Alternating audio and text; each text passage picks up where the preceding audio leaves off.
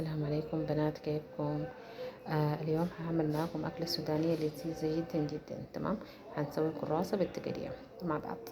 حطيت أول شي دقيق بر، حطيت معاه كوب دقيق أبيض، حطيت معلقة ممسوحة باكنج بودر، وحطيت معاها معلقة ممسوحة صغيرة خميرة. حطيت شوية ملح. هقلب المواد الجافة كلها مع بعض، قلب قلب قلب قلب قلب. بعد ما اتقلبت زين هقوم اضيف عليها ماء. الماء اهم شيء يكون فاتر، يعني لا يكون بارد لا يكون سخن، لانه كل ما الماء كان فاتر كل ما تخمر العجين زين. تمام. كل ما احتاجت ماء شوية موية اضيف، يعني حسيت هنا احتاجت شوية موية اضفت لها. تمام. آه حاولت هدي اقلب فيها زيادة، قلبتها لين امتزجت كل المواد وخلاص حسيت القوام هو القوام اللي مطلوب. مجرد ما حسيت القوام المطلوب خلاص هوقف لحد هنا. هحاول انظف الاطراف وكده. فحقدت عليه وكنت عاوزة اغطي بنايل، ولكن النايل طلع النوع ما بيمسك. تمام. ففشل في الاول، لكن تعرفنا والموضوع سلك في النهاية. طيب مسافة يخمر الدقيق اقوم اعمل الايدام. تمام. حطيت شوية زيت، مع الزيت هضيف معجون طماطم. أضفت المعجون الطماطم طبعا بالمقادير اللي انت تبغاها. هضيف معاه البصل المجفف، ومع البصل المجفف زي 3 أو 4 معالق تقريبا، طبعا على حسب يعني الكمية.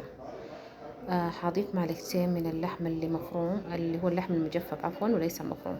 تمام. هقلبهم مع بعض. طبعا هنا اضفنا معجون الطماطم اول، ليش؟ عشان ما يلس عليه البصل وما يلس عليه اللحمه، فحتكون طعم حريقه. عشان كده اضفت فلفل اسمر هنا كمان، بينقلوا نقله ثانيه. الفلفل الاسمر طعمه لذيذ. طيب، الفلفل الاسمر طبعا قلنا طعمه لذيذ. هنقلبه كلهم مع بعض. كده شوية المواد كلها نضجت مع بعض. هقوم أطفي، لكن أنا هأطفي بإيش؟ بطماطم مع فص ثوم. هنا أضفت مرقة ماجد مكعبين فقط. تمام. دي طماطم مخلوطة مع فص بتاع توم بس عشان يعمل طعم، يعني نكهة فقط مو أكتر. تمام. أضفت الملح، وطبعا الملح منزود عشان في مرقة بتاعت ماجد. ويا حبذا لو حطينا معلقة حق السكر بتنقل الإيدام لمنطقة ثانية لذيذة لذيذة لذيذة مرة. هنا السبك الملاح ونضج وجاب وش واللون يفتح النفس وكل شيء.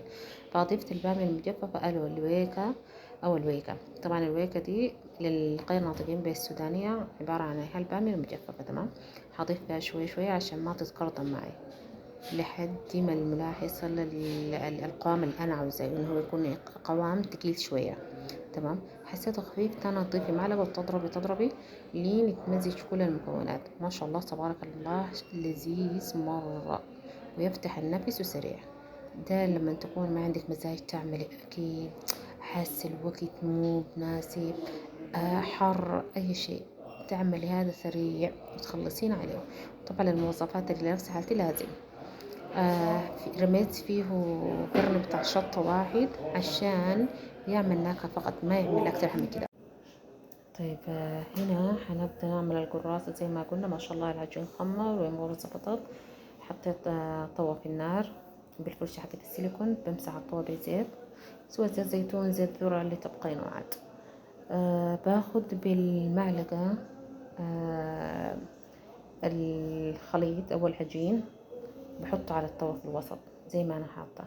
طبعا الطاوة سخنة هتلسع، هتمسك العجين لتحت. تمام. هبدأ احرك في كل الاتجاهات لمن اساويها تبقى دائرة، شكل دائرة. تمام. وهي هتبدأ خلاص تنجط يعني. ده طبعا بالسودان بنقول لها قراصة، لكن برا انا ما ادري وش هو بقولها. تمام. او ما ادري انهم اصلا بياكلوها او ما بياكلوها. طيب، بغطي عليها عشان تنجض نجاط كامل. تمام. شوي كده بفتحها وبقلبها على الوجه الثاني، وبغطي عليها تاني كمان شوية 2 3 دقايق، لأنه هي خفيفة أصلا بتنجض بسرعة. تمام. هشيلها أحطها في حلة حفظ طعام أو حلة ساخن بارد عشان تكون سخنة حلوة.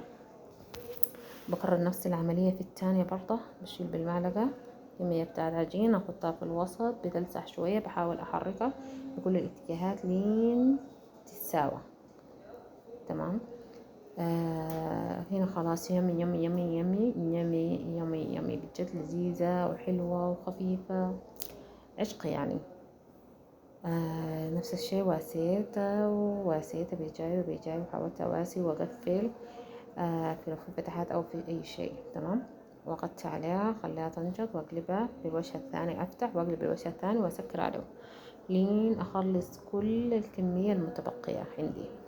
تمام. هنا بدها زي دقيقتين. هنا كان ولدي بيجي يلعب وبروح ومدري ويش فيه هو، شكله جاع. كده خلاص نجدت من الوش اللي تحت. هحاول اقلبها عشان تنجض، تستوي استواء كامل. قلبتها، ايوه شايفين ما شاء الله تبارك الله، تحمرت وتجمرت ولونها صار زين وحلو.